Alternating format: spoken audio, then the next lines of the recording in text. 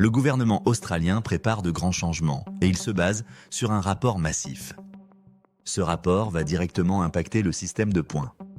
Et je suis là pour décortiquer les 3 points les plus choquants qui pourraient détruire ou propulser votre rêve australien. Restez avec moi, car le dernier point concerne la nouvelle règle qui pourrait vous coûter la RP. Le rapport choc.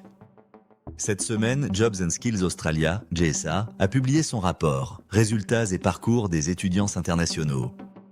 Pourquoi est-ce si important? Car l'Australie a historiquement dépendu de vous. Au cours des 20 dernières années, 36% des visas de compétences permanentes venaient de titulaires de visas étudiants, soit 453 000 personnes. C'est une industrie de 50 milliards de dollars. Le gouvernement attendait ce rapport pour justifier les réformes du test de points. Les annonces sont attendues cette année. J'ai analysé les 85 pages pour vous donner l'essentiel. Le lien est d'ailleurs en description, si vous voulez le lire vous-même. Point choc NDG 1, les données d'emploi alarmantes. Voici le premier point qui fait la une dans les médias locaux. Les résultats d'emploi sont médiocres pour la majorité de diplômés internationaux. Le rapport indique que vous êtes moins susceptible d'obtenir un emploi dans votre domaine. Moins susceptible d'obtenir un emploi à votre niveau de qualification. Vous gagnez moins que vos homologues australiens. Plus de 50% des diplômés internationaux travaillent bien en dessous de leur niveau de compétence ou en dehors de leur domaine. Et regardez les emplois courants sur le visa 485. Diplômés temporaires, nettoyeurs, serveurs, caissiers, des emplois de niveau de compétence 3, 4 ou 5. Point choc NDG2, la faillite des anciens top occupations.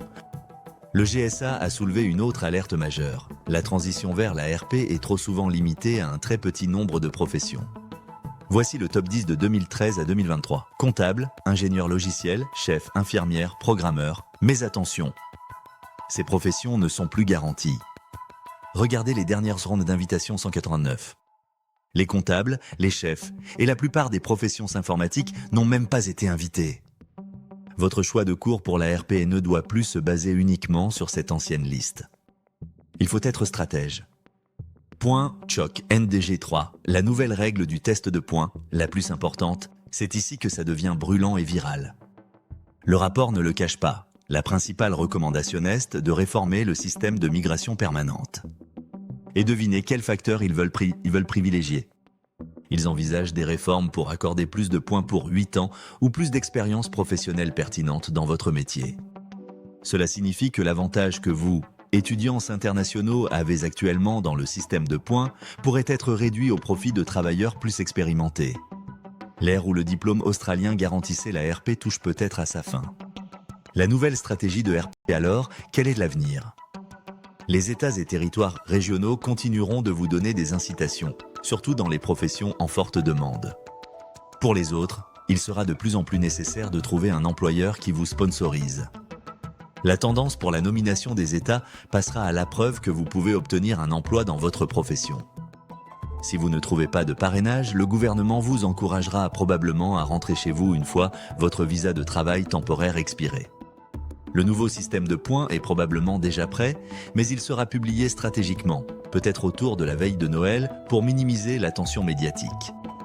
Quoi qu'il arrive, Nixad Immigration sera là pour l'analyser et vous dire ce que cela signifie concrètement pour votre dossier.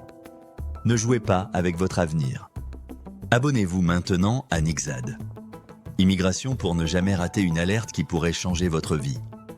Cliquez sur la cloche. Laissez-moi un commentaire. Pensez-vous que donner plus de points pour l'expérience est juste?